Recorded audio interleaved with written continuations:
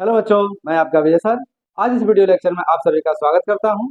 जैसा कि इसके पिछले वीडियो लेक्चर में हम लोग बहुपद क्या है और बहुपद के प्रकार तथा उनके मानक रूप क्या क्या होते हैं, इसके बारे में बहुत ठीक से अध्ययन किया हुआ है।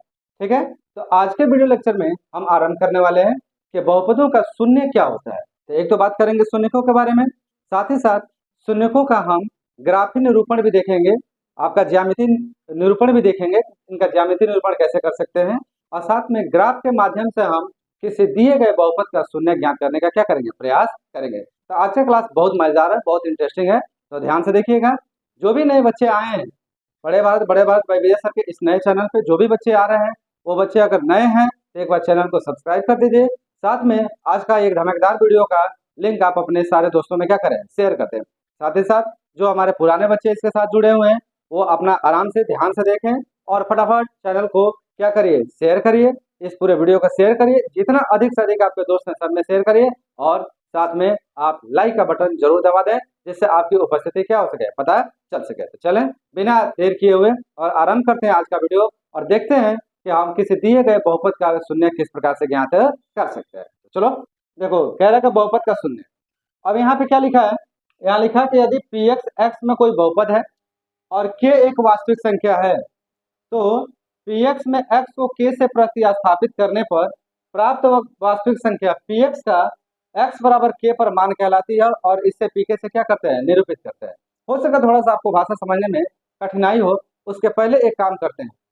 पहले किसी दिए गए बहुपद का हम शून्य कैसे ज्ञात करते हैं।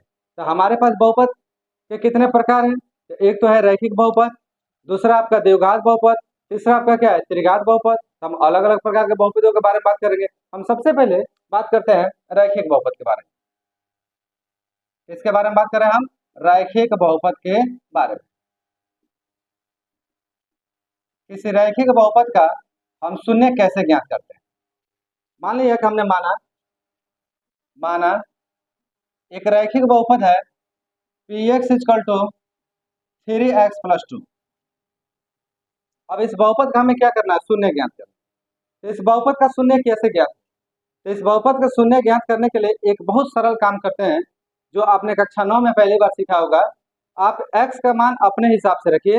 अगर x का मान रखने से इस पूरे बहुपद का मान किसके बराबर आ जाए, शून्य के बराबर आ जाए, तो वही x का मान इस बहुपद का क्या कहलाता है, शून्य कहलाता है। तो चलिए हम लेते हैं x का मान, चूंकि हमने ले लिया x बराबर -2/3। कितना ले लिया बेटा, -2/3।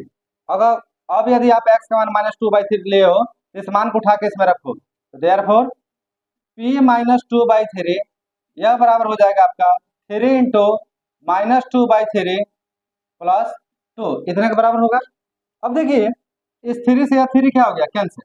क्या यहाँ पे मिला, तो यहाँ मिला -2 और यहाँ क्या मिला, +2। अब -2 + 2 मिलकर क्या हो जाएगा, आपका p -2/3 का मान आ गया 0 के बराबर।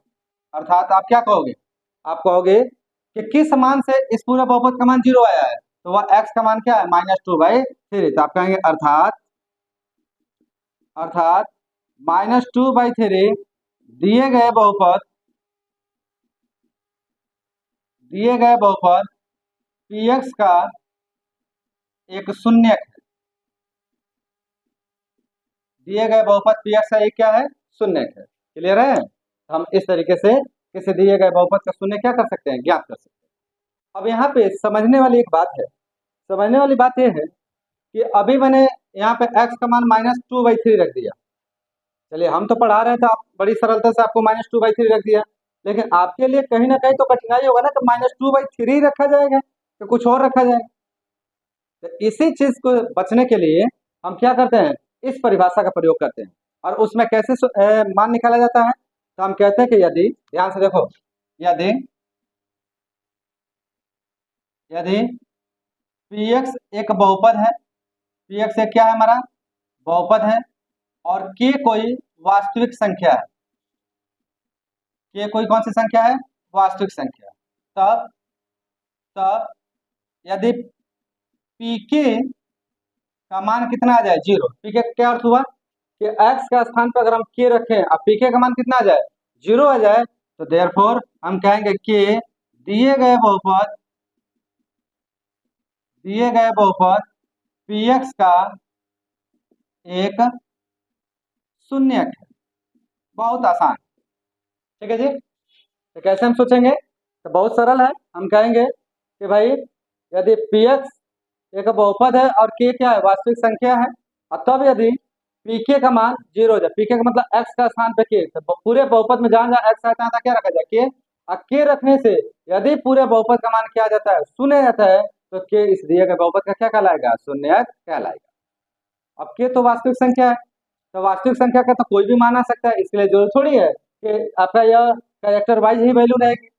वहाँ कुछ भी आ सकता है, 2 आ सकता है, 3 आ सकता है, -1/2 आ सकता है, -7/3 आ सकता है, एक्सेट्रा एक्सेट्रा, कुछ भी आ सकता है। तो चलिए इस आधार पे हम क्या करते हैं कि इसी बहुपद का हम एक मान के लेते हैं जो एक वास्तविक संख्या है, और उसको रखने से देखते हैं क्या इस बहुपद का मान शून्य आता है। अगर आता है तो के का मान कितना प्राप्त होता है। इस चीज को मैं इधर कर रहा हूँ। अब आपको जो बहुपद दिया गया है, आप यहाँ पे चूंकि पी एक्स बराबर हमारा दिया है 3x+2, ठीक है। अब आप लिखोगे कि यदि यदि पी के बराबर 0, पी के बराबर मतलब क्या अर्थ हुआ कि x का स्थान पे के रखने से अगर पूरा क्या आ जाए 0, तो देयरफॉर इस पूरे बहुपद में क्या रख दें, के रख दें। तो यहाँ तक पी के x का स्थान पे के रखा, तो यहाँ तक पी के लिख दिया। अब इसमें भी तो रखेंगे, तो यह हो जाएगा 3k+2 = 0। अब यहाँ से के का मान निकाल लो। आप मान निकालोगे, ये तो हो गया 3k+2, उधर जाएगा तो क्या हो जाएगा -2। तो यहाँ पे आ गया 3k = -2, तो के बराबर कितना आ गया, तो के बराबर आ गया -2/3।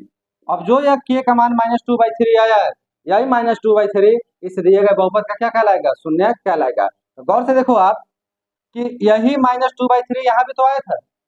अब यहाँ और वहाँ में क्या अंतर है, यहाँ और वहाँ में बस इतना ही सा अंतर है कि यहाँ पे आपको सोचना पड़ेगा, सॉरी यहाँ पे आपको सोचना पड़ेगा कि x का कैसा मान रखा जाए, और यहाँ पे कुछ नहीं करना है, यहाँ डायरेक्ट पीके का मान क्या ले लो, 0।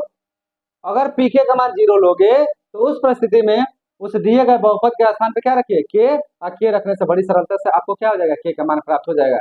जो मान प्राप्त होगा वही उस दिए गए बहुपद का क्या कहलाएगा बेटा, शून्य कहलाएगा। उम्मीद करता हूँ कि आपको समझ में आएगा। कक्षा 9 में भी ये चीजें हैं, इसी प्रकार से कक्षा 9 में भी हम इसको क्या करते हैं, समझने का प्रयास करते हैं। चलिए थोड़ा समझ लीजिए, नोट करिए, फिर हम इसके आगे बढ़ते हैं और हम देखते हैं कि रैखिक बहुपद का जो व्यापक मान होता है, उस व्यापक मान का शून्यक हम किस प्रकार से ज्ञात करते हैं। नोट करें, तो शून्यक निकालना आपको समझ में आ गया होगा।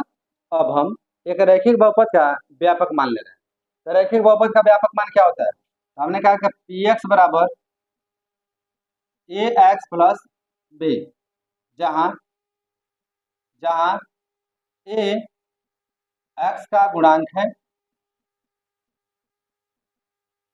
और b हमारा कौन सा पद है, अचर पद, ये आप अच्छे जानते होंगे। अब इस दिए गए बहुपद का हमें क्या करना है, शून्य ज्ञात करना है। हम क्या कहेंगे, हम कहेंगे कि यदि यदि पी के बराबर 0 हो तो, अब पी के बराबर 0 कब होगा, ये तब होगा जब के इस दिए गए बहुपद का क्या होगा, शून्य होगा।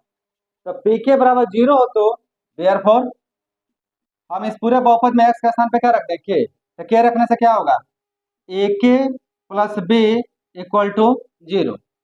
अब यहाँ से के का मान निकालिए, तो यहाँ पे हो गया ak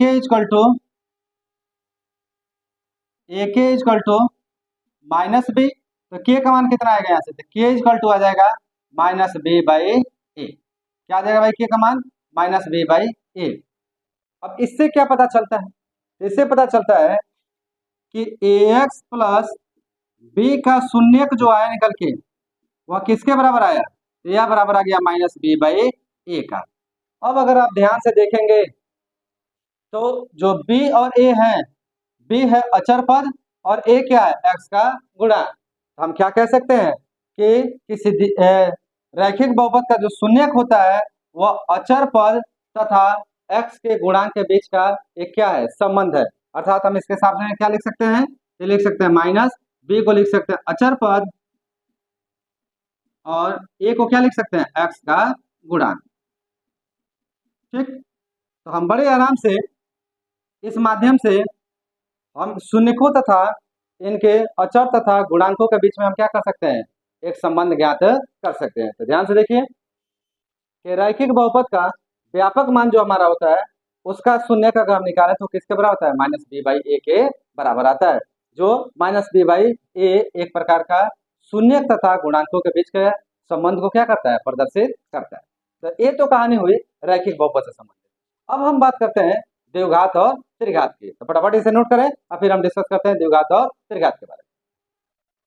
तो चलें अब हम बात करते हैं द्विघात बहुपद के बारे में। क्या कहता है द्विघात बहुपद बेटा? तो द्विघात बहुपद में हमने एक बहुपद मान लिया, माना P X equal to X square minus 3x minus 4। अब इसके हमें क्या करना है, शून्य ज्ञात करना। तो कैसे शून्य ज्ञात करें इसका?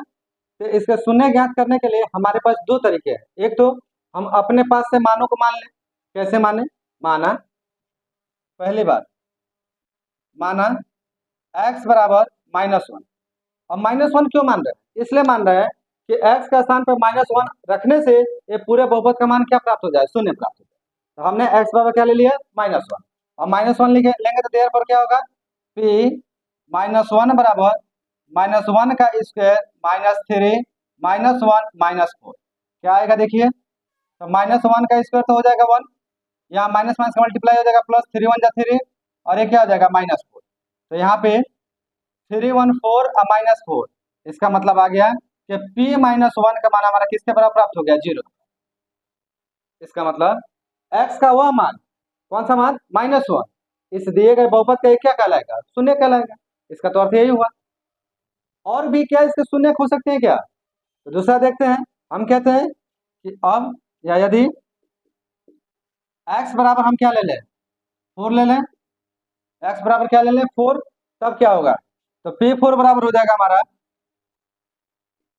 4 का स्क्वायर -3 × 4 -4 क्या आएगा आपका, ये हो जाएगा 16 -12 -4। यहाँ से हो जाएगा 16, 12 और 4 मिलकर कितना हो जाएगा, -16। 16 में से 16 क्या कितना जाएगा, तो p4 इक्वल टू हो जाएगा 0। इसका मतलब हुआ कि यहाँ पे x के दो मान हमें प्राप्त हुए, कौन कौन सा, -1 और 4। -1 और 4 इस दिए गए बहुपद का क्या कहलाएंगे, शून्य कहलाएंगे। क्लियर, समझ में आ रही है बात? एक तो ये तरीका है बेटा आपके पास। दूसरा क्या है कि दूसरा अगर हम मान लें, फर्स्ट तरीका तो ये हो गया। दूसरा मान लें कि माना यदि p के बराबर क्या हो जाए, 0। माना यदि p के बराबर 0, तब क्या होगा, तो देयरफॉर यहाँ पूरे बहुपद में x के स्थान पे क्या रखे है, k रखे। तो ये हो जाएगा आपका k square -3k -4 equal to 0। अब यह एक प्रकार का क्या हो गया, यह एक प्रकार का आपका द्विघात बहुपद है, और वो भी द्विघात समीकरण है। अब समीकरण है तो हम इसका क्या कर सकते हैं, गुणनखंड कर सकते हैं। तो गुणनखंड निकालना आपने सीखा होगा।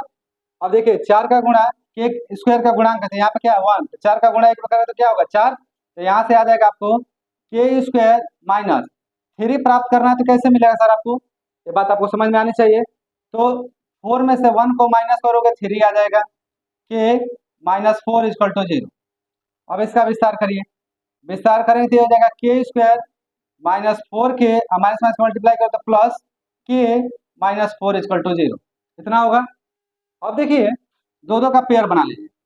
पेयर बनाएंगे तो इसमें से क्या कॉमन है, इसमें से कॉमन है के, तो के कॉमन ले लेते हैं, यहाँ क्या बचेगा के -4, और इसमें से क्या कॉमन है +1, तो यहाँ क्या बचेगा के -4 इक्वल टू 0, इतना होगा। अब दोनों में के -4 कॉमन है, तो के -4 कॉमन ले लो। तो के -4 कॉमन लोगे तो पहले में के -4 तो यहाँ से खत्म, यहाँ से खत्म, फिर दूसरे ब्रैकेट में क्या बचेगा के +1 बचेगा, और ये हो गया 0। अब आपको क्या निकालना है, शून्य। तो शून्यकों के लिए, किसके लिए बात करेंगे, शून्यकों के लिए। तो शून्यकों के लिए जो हम बात करेंगे, यहाँ से एक बार k -4 0 के बराबर होगा, या एक बार k +1 किसके बराबर होगा, 0 के बराबर होगा। जाहिर सी बात है, दो संख्याओं का गुणनफल 0 है, या तो दोनों 0 हैं, या तो इन दोनों में से कोई एक जरूर 0 है, तभी तो उसका आंसर 0 आ रहा है। अब यहाँ से अगर मान निकालो तो यहाँ से k का मान कितना आएगा, यहाँ से k बराबर आ जाएगा आपका 4, और यहाँ से k का मान कितना आ जाएगा -1। क्लियर है? तो गौर से देखिए दोनों को, और आपको क्या पता चलेगा, दोनों से पता चलेगा कि यहाँ पे x का मान -1 और यहाँ x का मान क्या 4, इस दिए गए बहुपद का क्या है, शून्यक है। उसी प्रकार से यहाँ कहा है ना कि जो x बराबर k हो जाता है, एक्चुअल k का मान ही किसका मान हो जाता है, x का मान हो जाता है, तो हम क्या कहेंगे, अर्थात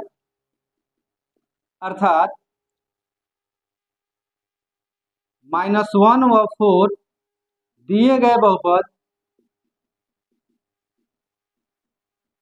बहुपद px का एक शून्यक है, px का एक क्या है, शून्य। क्लियर है।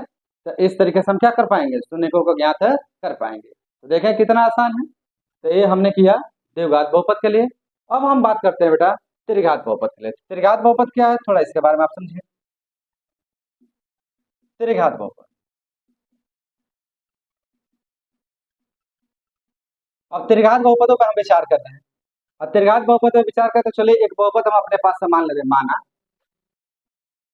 माना px equal to X cube minus 4x, px equal to X cube minus 4x। देखिए एक त्रिघात बहुपद है। अगर ये त्रिघात बहुपद है तो इसके शून्य क्या क्या हो सकते हैं। तो चलो हम यहाँ मान के ही करके दिखा देते हैं आपको कि इसके शून्य क्या क्या होंगे। सर्वप्रथम तो एक काम करो, दोनों में x है तो पहला आप शून्य 0 ले, माना x बराबर 0, तो p0 का मान कितना आएगा, तो 0 का क्यू माइनस 4 इंटू 0। अब यहाँ पे देखिए 0 का क्यू 0, अब 4 में 0 का मल्टीप्लाई हुआ क्या हुआ, 0, तो देयरफॉर p0 का मान कितना निकल के आ गया, 0 आ गया। तो पहला तो शून्य 0 हो गया बेटा, इसमें तो कोई डाउट ही नहीं है जी। दूसरा शून्य क्या हो गया, देखिए थोड़ा दूसरे शून्य पर अगर हम बात करें, आप कहें कि यदि x का मान हम 2 ले लें, कितना ले लें, x का मान 2, तो p2 कितना आएगा, तो p2 हमारा निकल के जो आएगा वो आएगा 2 का क्यू माइनस 4 इंटू 2। अब 2 का क्यू कितना होगा 8, अब 4 2 कितना होगा 8, 8 में से 8 गया कितना हो गया 0, तो हमारा p2 का मान भी कितना आ गया 0। इसका मतलब है दूसरा शून्य हमारा क्या हो गया 2। इसी प्रकार से यदि हम x बराबर -2 ले लें तो तब क्या होगा, मैं थोड़ा इधर कर रहा हूँ देखिएगा ध्यान से, तब क्या होगा, तो यहाँ पे हमारा आ जाएगा p-2, तो p-2 होगा -2 का होल क्यू -4 इंटू -2, ऐसा होगा। क्या आएगा, -2 का होल क्यू -8, 3 बार गुणा होगा ना, तो 2 का गुणा 2 में, 2 का गुणा 2 में, 2 का गुणा 2 में, तो 2 4 4 2 8, ये तो 1 8 आ जाएगा।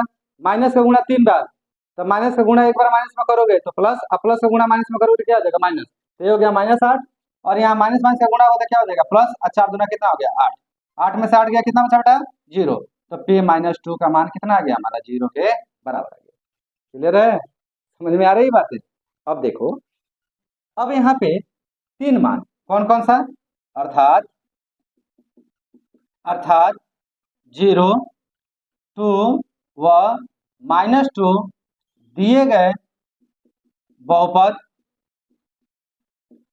px के क्या होंगे, शून्यक हैं, ये शून्यक हैं। ठीक है, तो यहाँ पे देखिए 3 प्रकार के हमने बहुपद और तीनों प्रकार के बहुपदों का हमने क्या किया, शून्यक ज्ञात किया। और इन शून्यकों से हमें पता क्या चला, तो जो पता चलने वाली बात है वो समझो। सबसे पहले हमने देखा था रैखिक, क्या देखा था, रैखिक बहुपद। और रैखिक बहुपद में जो हमने बहुपद लिया था px इक्वल टू 3x + 2, इसका जो शून्य का आया था k का मान वो आया था -2/3, और केवल एक ही मान आया था। तो क्या कह सकते हो, रैखिक बहुपद के कितने शून्यक होते हैं, रैखिक बहुपद के एक शून्यक होता है। कितने शून्यक होते हैं, एक। जबकि वहीं पे द्विघात के बारे में बात करते हैं, द्विघात के कितने शून्यक है, 2, तो द्विघात के 2 शून्यक होते हैं, 2 शून्यक होता है। और त्रिघात में कितने निकले, 3, तो इसका कितने शून्यक होंगे, 3 शून्य। ठीक है जी, तो रैखिक के 1, द्विघात के 2 और त्रिघात के कितने शून्यक हो गए, 3 शून्यक हो गए। ये आप हमेशा ध्यान रखिएगा। अब यहाँ पे एक बात समझने वाली है, समझने वाली बात क्या है, तो एक रैखिक बहुपद का एक शून्यक होता है, ये तो क्लियर है, लेकिन एक द्विघात का 2 शून्यक भी हो सकते हैं, एक शून्यक भी हो सकता है, और कितने शून्यक हो सकते हैं, 0 भी शून्यक हो सकते हैं।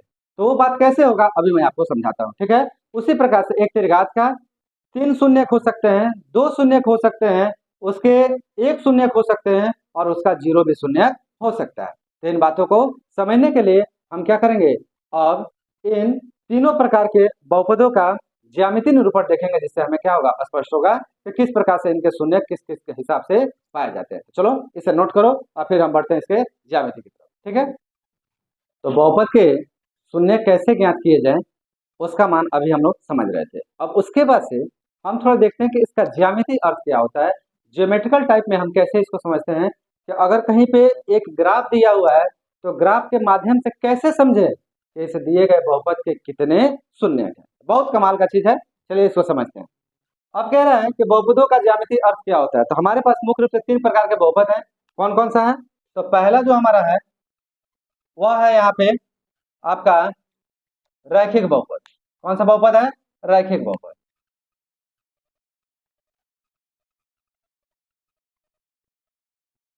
हमारा पहला है रैखिक बहुपद।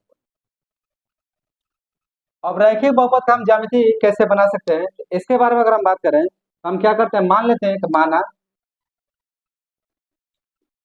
माना पी एक्स बराबर 3x+2, यह एक रैखिक बहुपद है।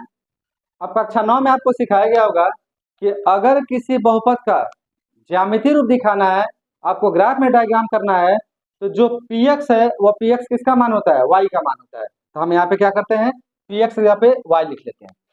क्या लिखेंगे हम पी एक्स जगह पे, वाई। चूंकि वाई बराबर हम लेते हैं 3x+2। अब क्या करते हैं भाई, अब हम एक यहाँ पर टेबल बनाएंगे और टेबल में क्या होगा, x का मान रखते जाएंगे और y का मान निकलता जाएगा। तो यहाँ पे आप कहोगे कि यदि x बराबर क्या ले लिया जाए भाई, -1 लिया जाए, तो y का मान कितना आएगा, तो y बराबर आ जाएगा 3 - 1 + 2। अब यहाँ देखिए क्या आएगा, तो y बराबर आ जाएगा आपका -3 + 2, तो y का मान कितना आ जाएगा, -1। पहला तो ये हो गया। अब यदि हम y का मान क्या ले लें, y का मान अगर हम 1 ले लें, यदि सॉरी y का यदि x का मान हम 1 ले लें, तो y बराबर क्या आएगा, तो y बराबर आ जाएगा आपका 3 - 1 + 2, तो y का मान निकल के आ जाएगा यहाँ पे 3 + 2, तो y का मान कितना आ गया हमारा, 5 के बराबर आ गया। ठीक, बस दो ही कोऑर्डिनेट रखते हैं, एक टेबल बनाते हैं। मान लें कि एक टेबल हमने ले लिया, किसके किसके रूप में, x और y के रूप में।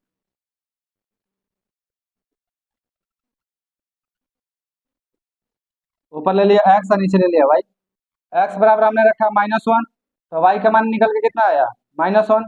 x बराबर रखा हमने 1, तो y का मान कितना निकल के आ गया, 5।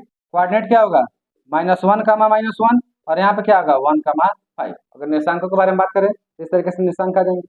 अब इसका अगर हम ग्राफ खींचे तो ग्राफ कैसे आएगा, देखिएगा। ग्राफ के लिए हम ये क्या करते हैं, एक काम करते हैं बेटा, सबसे पहले हम एक कार्तीय तल का निर्माण करते हैं। आप बेकायदे ग्राफ में ही काम को करिएगा। यह एक हमने कार्तीय तल ले लिया, सपोज दैट ऐसे, ठीक है जी। यह इसका मूल बिंदु हो गया, बराबर बराबर भागों में बांट दिया, या 1, या 2, या 3, या इसका x एक्सिस और यह इसका y एक्सिस। इधर बराबर भाग बांट दिया, -1, -2, -3, ऊपर बांट दिया 1, 2, 3, 4, थोड़ा और ऊपर ले चलिए,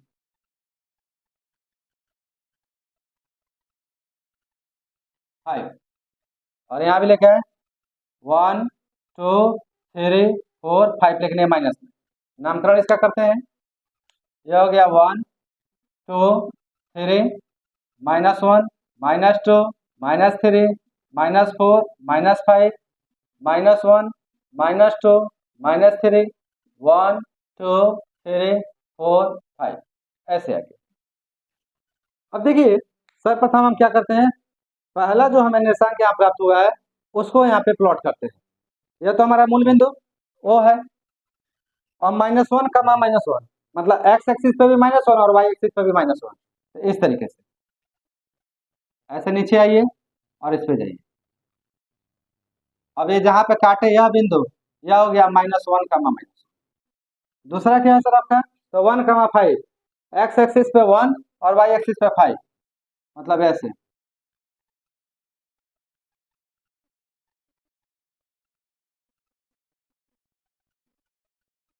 और वाई एक्सिस पे 5, ऐसे। यह जो मिला वो 1, क्या है 5। अब क्या करोगे आप, स्केल की सहायता से इन दोनों के ऐसे आपस में क्या कर दोगे, मिला दो। ठीक है जी, आप स्केल से मिलाइएगा, एकदम स्पष्ट बनेगा ये।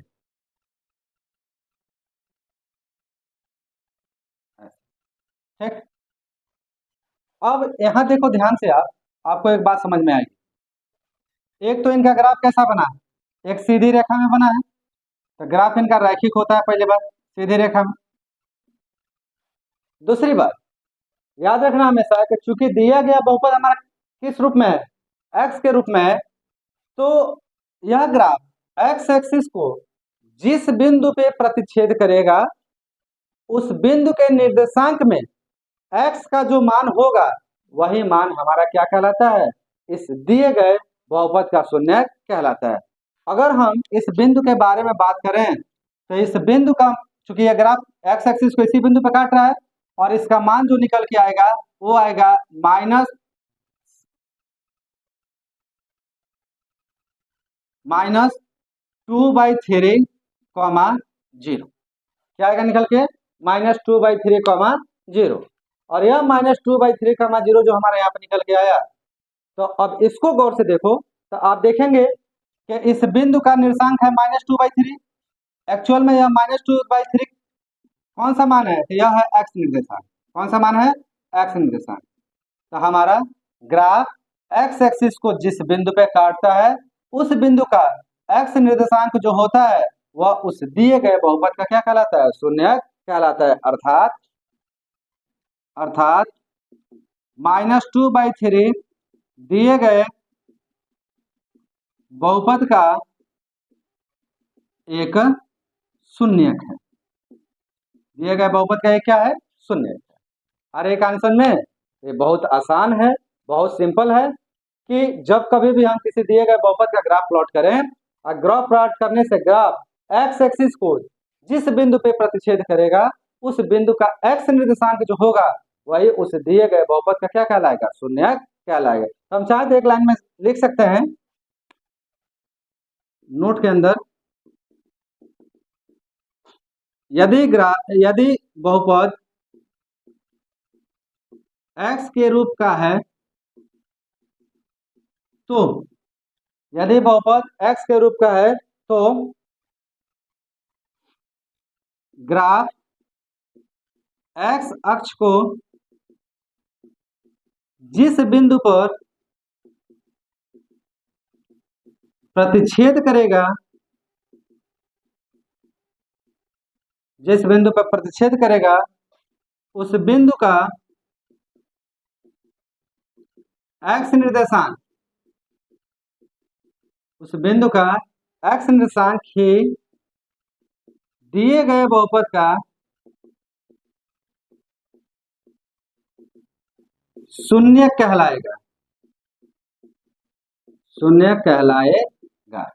क्लियर है। तो हमने कहा कि यदि बहुपद एक्स का रूप का है, तो ग्राफ एक्स अक्ष को जिस बिंदु पर प्रक्षेद करेगा, उस बिंदु का जो निर्देशांक निकाल जाएगा, उसमें जो एक्स निर्देशांक होगा, वही दिए गए बहुपद का क्या कहलाएगा, शून्यक कहलाएगा। तो ये तो हुआ पी एक्स का ग्राफ। अब अगर हम इसका मानक रूप लें, कौन सा रूप लें हम, मानक रूप, रैखिक बहुपद का मानक रूप ले, तो मानक रूप क्या होता है, तो पी एक्स इक्वल टू हमारा होता है ए एक्स प्लस बी। क्या होता है, ए एक्स प्लस बी। तो उसका भी तो ग्राफ कुछ इसी प्रकार से आएगा। तो अगर हम इसका ऐसा ग्राफ ड्रा करें, तो ऐसे ही आएगा इसका भी ग्राफ, और वह कुछ ऐसा होगा, सीधी रेखा ही होगा। तो यहाँ पे जो एक्स निर्देशांक आएगा हमारा, वो आएगा आपका -b/a, और पूरा निर्देशांक आएगा -b/a, 0। तो यह जो -b/a है, चूंकि ग्राफ एक्स अक्ष के पर इस बिंदु पे काट रहा है, तो इस बिंदु का एक्स निर्देशांक ही इस दिए गए बहुपद का क्या कहलाएगा, शून्य कहलाएगा। अर्थात माइनस बी बाई ए दिए गए बहुपद ए एक्स प्लस बी का शून्य है। ए एक्स प्लस बी का क्या है? शून्य। ठीक है, तो इस तरीके से हम क्या कर सकते हैं, किसी रैखिक बहुपद का ज्यामिति परिचय कर सकते हैं या ज्यामिति निरूपण कर सकते हैं, और उस माध्यम से हम बड़ी सरलता से यह मान ज्ञात कर सकते हैं कि इसका शून्य क्या होगा। तो थोड़ा समय लो, नोट करो, उसके बाद से हम बढ़ते हैं द्विघात बहुपद और त्रिघात बहुपद के लिए। तो रैखिक समझने के बाद अब हम लोग बात करते हैं द्विघात बहुपद का। अब मेरे ख्याल से मजा आ रहा होगा आपको। तो अगर आप लोग को ये बात समझ में आ रही है, मजा आ रहा है क्लास में, तो बेटा फटाफट लाइक कर दीजिए। कम से कम यार अपनी उपस्थिति तो जरूर बताइए आप कि हाँ मौजूद हैं, इंटरेस्ट आ रहा है। अगर कोई इशू है तो कमेंट बॉक्स में कमेंट जरूर डालिए। साथ में मैं आप लोग से बार बार कहता हूँ कि जाके टेलीग्राम चैनल पे बड़े भारत बाई सर सर्च मारिए और वहाँ जाके क्या होइए, ज्वाइन होइए। ज्वाइन इसलिए होइए कि कोई भी नई अपडेशन आती है तो सबसे पहले टेलीग्राम पे उसका मैसेज जाता है, तो आपको नोटिफिकेशन मिल सके। कई बार आप लोग यूट्यूब का नोटिफिकेशन बंद कर देते हैं या नहीं चालू करना भूल गए होते हैं, तो आपको नोटिफिकेशन नहीं मिल पाती नए वीडियो का। तो नए वीडियो का नोटिफिकेशन कैसे मिले? तो मिलने के लिए आप टेलीग्राम से जरूर जुड़ जाइए। आपको टेलीग्राम पे सारी चीजें समय समय से क्या होती रहती है, मिलती रहती हैं। तो चलिए हम बात करते हैं द्विघात बहुपद का। एक्चुअल में कक्षा 10 में द्विघात बहुपद का जो ज्यामितीय रूप है वह निकालने के लिए यहाँ पे सिलेबस में नहीं, लेकिन एक्चुअल में इसका होता कैसा है ये जरूर हम आपको बताएंगे। तो हम ले रहे हैं माना पी एक्स बराबर A X square plus B X plus C. यह एक द्विघात बहुपद का क्या है, मानक रूप है। अब इसका जब हम ज्यामितीय अर्थ देखते हैं तो इसका ग्राफ हमें कुछ इस प्रकार से प्राप्त होता है, ध्यान से देखिएगा। या तो यह नीचे की तरफ खुला हुआ होगा और या तो यह ऊपर की तरफ खुला होगा। ठीक है जी, तो कुछ इस प्रकार से प्राप्त होता है। अब ये जो ग्राफ प्राप्त हुआ इसे हम परवलय कहते हैं। क्या कहते हैं? परवलय। तो कई बार आपसे क्वेश्चन पूछा जाता है कि द्विघात बहुपद का ग्राफ किस प्रकार का होता है। तो द्विघात बहुपद का ग्राफ जो होता है वो परवलय आकार का होता है या परवलय प्रकार का होता है, पैराबोला टाइप का होता है। ठीक है जी, तो यह हमारा परवलय हो गया। अब यह ग्राफ जो आते हैं, यह ग्राफ से क्या पता चलता है? तो एक्चुअल में यहाँ पे द्विघात के हमें 3 कंडीशन पता चलती हैं। तो एक एक कंडीशन को हम समझते हैं। पहला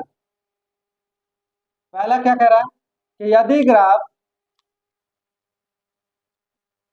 ग्राफ एक्स अक्ष को किन्हीं दो बिंदुओं पर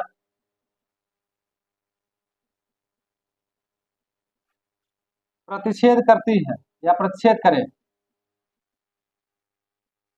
तब क्या होगा सर? तो देखिए हम ग्राफ बना रहे हैं।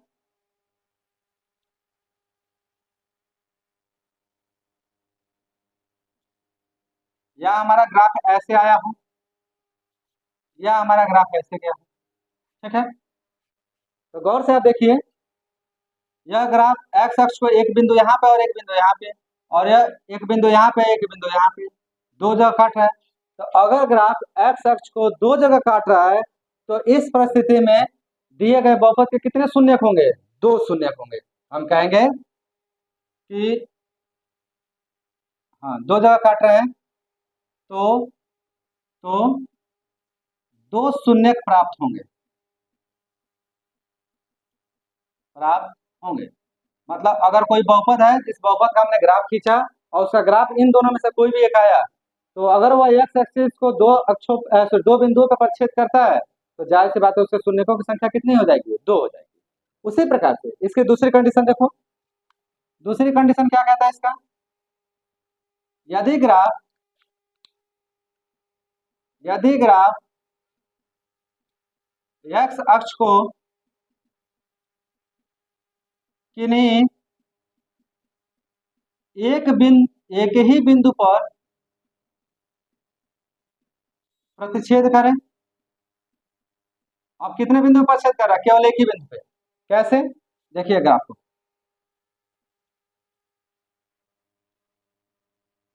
हमने जो ग्राफ बनाया वो ग्राफ कुछ इस प्रकार से,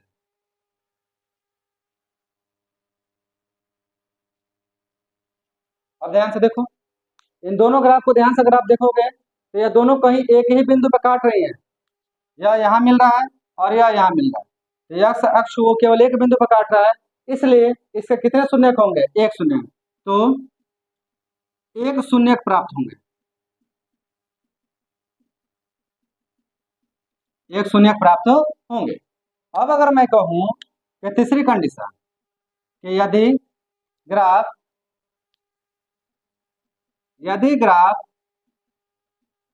x अक्ष को किसी भी बिंदु पर प्रतिच्छेद न करे तो कुछ इस प्रकार से ग्राफ है।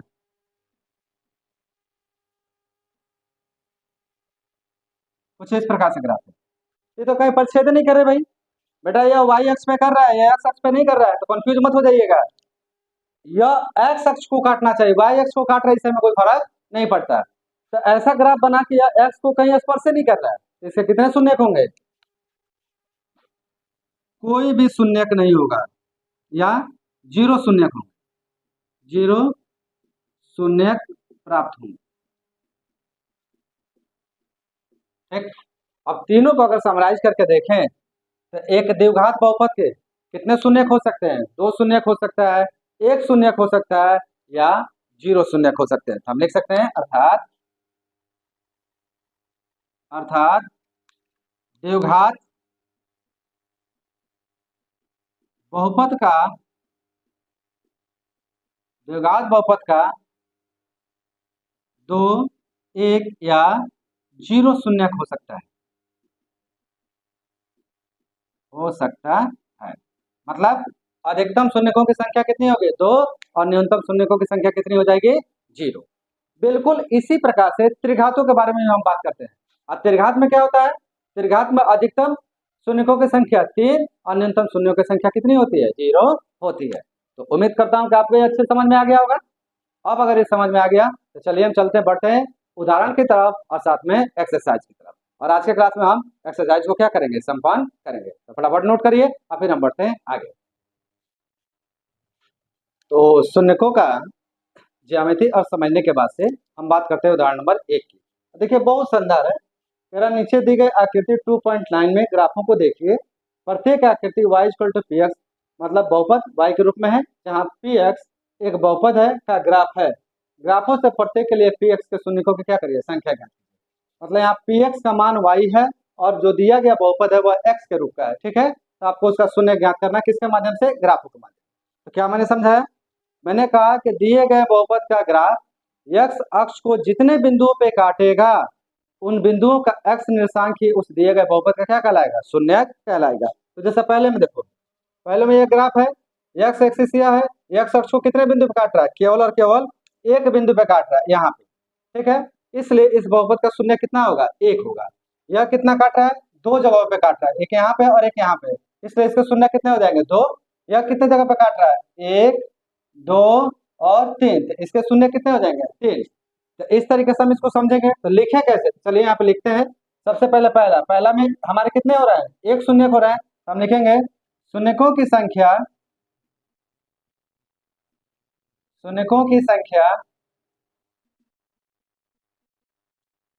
एक है, क्योंकि अब यहाँ क्यों की देना बहुत जरूरी है। क्यों एक है भाई? तो इसके लिए बताएंगे क्योंकि एक्स अक्ष को ग्राफ केवल एक ही बिंदु पर प्रतिच्छेद कर रहा है,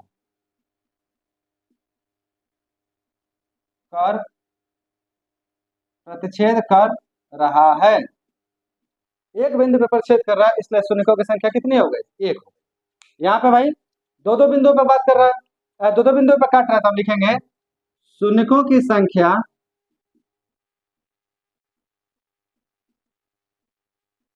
दो है। क्यों है भाई? क्योंकि एक्स अक्ष को ग्राफ, अब केवल नहीं लिखेंगे, अब एक से ज्यादा ना है, तो ग्राफ दो बिंदुओं पर प्रतिच्छेद कर रहा है, प्रतिच्छेद कर रहा है। इस तरीके से दूसरे नंबर वाले के दो शून्य हो जाएंगे। तीसरे वाले का क्या लिखेंगे, तो तीसरे के लिखेंगे शून्यकों की संख्या 3 है। क्यों भाई, क्योंकि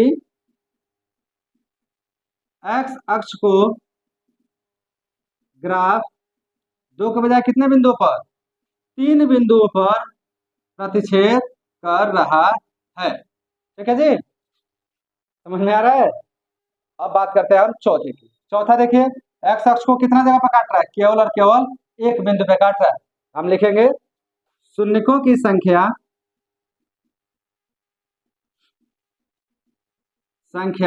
एक है, क्योंकि एक्स अक्ष को ग्राफ केवल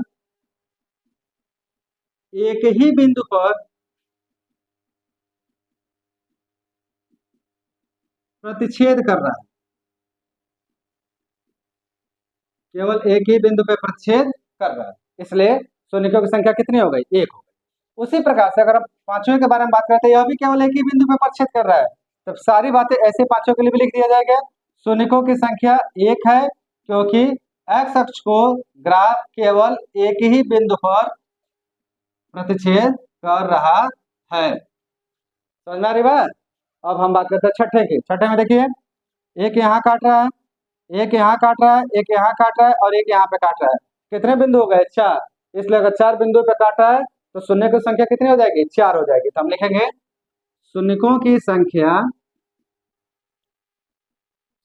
संख्या 4 है, क्योंकि एक्स अक्ष को ग्राफ 4 बिंदुओं पर प्रतिच्छेद कर रहा है। और इस तरीके से आपका उदाहरण क्या होता है, समाप्त होता है। बहुत शानदार है। ग्राफ एक्स अक्ष को जितने बिंदु पर प्रतिच्छेद करेगा उतना ही बिंदु उस दिए गए बहुपद का क्या कहलाएंगे, शून्य कहलाएंगे। तो किसी भी बहुपद का हम ग्राफ देख के बड़ी सरलता से बता सकते हैं कि उसके शून्यकों की संख्या कितनी होगी। क्लियर है, चलिए नोट करिए। और नोट करने के बाद से अब हम बढ़ते हैं एक्सरसाइज पे 2.1 पे। और 2.1 बिल्कुल हूबहू ऐसा ही है, तो मैं यहाँ पे कराऊंगा भी, प्लस साथ साथ आप भी आंसर फटाफट चैट में करते रहिएगा कि किसके कितने शून्य होंगे। नोट करिए। तो उदाहरण एक समझने के बाद अब हम आते हैं एक्सरसाइज 2.1 पे। अब बहुत शानदार है, बहुत कंसेप्चुअल है, अब बहुत मजेदार। जो आपने उदाहरण एक किया है हूबहू वही आपका 2.1 का पहला प्रश्न है। और इस एक्सरसाइज में केवल और केवल मात्र एक प्रश्न है। तो देखिए प्रश्न क्या कहता है, कहता है कि किसी बहुपद px के लिए y इक्वल टू px है। देखिए ग्राफ खींचना होगा तो सदैव y और x का मान होना चाहिए, तो y इक्वल टू px का ग्राफ नीचे आकृति 2.10 में दिया है। प्रत्येक स्थिति में px के शून्यकों की संख्या क्या करिए, ज्ञात कीजिए। आपको सभी स्थितियों में शून्यकों की संख्या क्या करना है, ज्ञात करना। कुछ नहीं करना है, बहुत आसान है, बिल्कुल पहले के बाद। सबसे पहले हम क्या करते हैं, पहले के बारे में बात करते हैं। इसका हम हल निकाल रहे हैं। हल कैसे निकलेगा, देखिए बेटा, सॉल्यूशन करने जा रहे हैं। सबसे पहला पहला लेना है। पहला तो यह है भाई, इसमें यह ग्राफ है, क्या यह ग्राफ एक्स एक्सिस को कहीं काट रहा है, कहीं नहीं काट रहा है, इसलिए इसमें शून्यकों की संख्या क्या होगी, 0 होगी। तो आप इसका जवाब क्या लिखोगे, आप जवाब लिखोगे कि शून्यकों की संख्या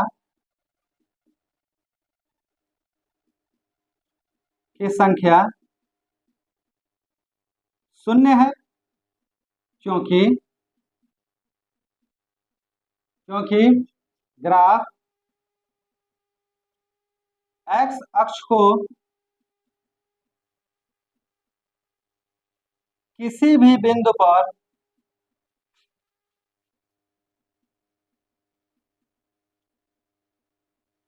प्रतिच्छेद नहीं कर रहा है, जब ग्राफ एक्स अक्ष को किसी भी बिंदु पर प्रतिच्छेद नहीं करेगा तो उस कंडीशन में शून्यकों की संख्या क्या हो जाएगी, 0। और यही हाल पहले में है। अब बात करते हैं दूसरे की। दूसरा क्या कहता है बेटा जी, देखिए तो दूसरा देखो, दूसरा हमारा यहाँ से चला है, y को काट रहा है, y से कोई लेना नहीं है, x को कितने बिंदु पे काट रहा है, एक बिंदु पे, इसलिए शून्यकों की संख्या कितनी होगी, एक होगी। तो आप लिखेंगे शून्यकों की संख्या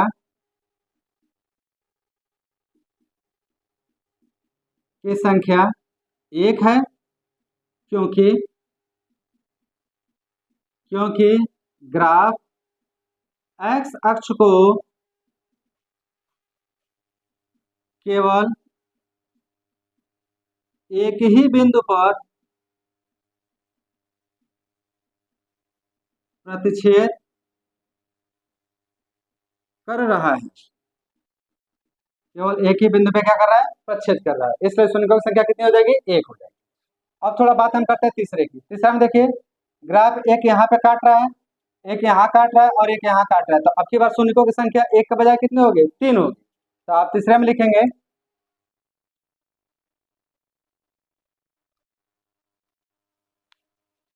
शून्यकों की संख्या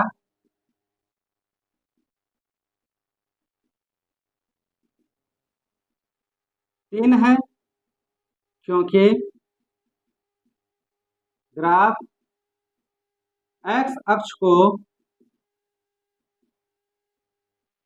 तीन बिंदुओं पर प्रतिच्छेद